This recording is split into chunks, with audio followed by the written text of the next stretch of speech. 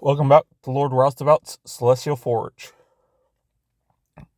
As a warning, this is going to be a shorter one because my allergies are acting up.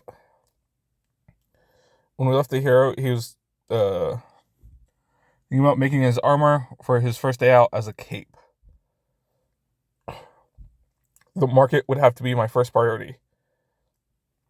It was already noon, and the stalls would have been set up for hours. It would already be pretty well picked over, so I'd need to go there right away or have a chance at anything decent.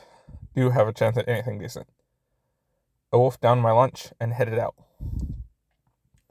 Because of the nuisance of Brockton Bay's public transportation system, if you were studying in the docks, it was actually faster to walk to the market than take the bus. The road access to the Lord Street Market looped around the outside of the city through seldom used and poorly maintained back roads. Bus service to that area was a trial that used the weird fifth color on the bus schedule and varied based on the time of year, day of week, and probably whether Mars was currently in retrograde. Unless you were hauling an amount of goods that made walking impossible, it was better to just cut through the fields along the coast past the north end, the boardwalk. It wasn't a clear route, but it wasn't a route for anyone outside the city. You lived here long enough, and eventually someone would show you the shortcut across abandoned lots, old industrial areas, and the weedy fields in no man's land between the dock and Lord's Port. The boardwalk disappeared behind me with its designer boutiques and $12 ice cream, and the reality of the city opened before me. 15 years ago, this would have been the heart of the city industry. Lord's Port would have been running constantly, and the surrounding region existed to support and sustain the shipping industry. Since that dried up, the entire area had decayed to a shadow of its former self. There was still the odd business still active, probably too invested in their equipment to be worth moving, and just profitable enough to squeak by. But abandoned lots and decayed buildings were a much more common sight. However, when you approached the market, you could actually be forgiven for overlooking all of that.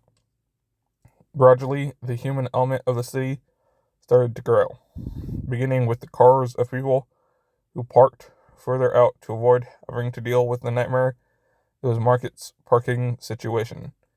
Then the occasional person that had begged off from the crowds to have a smoke break.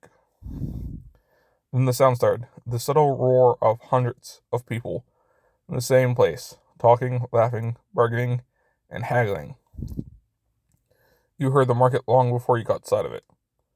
The place was packed today. That made sense that it would be. Brockton didn't have horrible winters, but it wasn't exactly comfortable in February and March. A clear Saturday in early April would be one of the first good outing days of the year, and it looked like plenty of people shared that mindset. The people running the stands seemed to have seen it coming, since there didn't seem to be an unmanned stall in the entire market.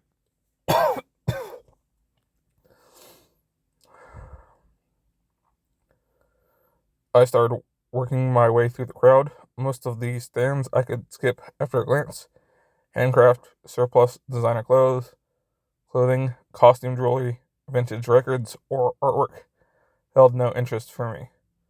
Fortunately, there wasn't a stall labeled loose, athletic, protective equipment that I could make a beeline for.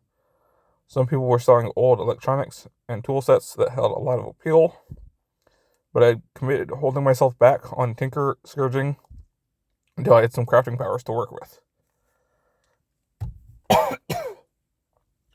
Alright, I almost physically can't talk anymore because I'm coughing too much. Or trying not to cough, so I'm going to have to stop here. Thank you for listening, if anyone's even been listening.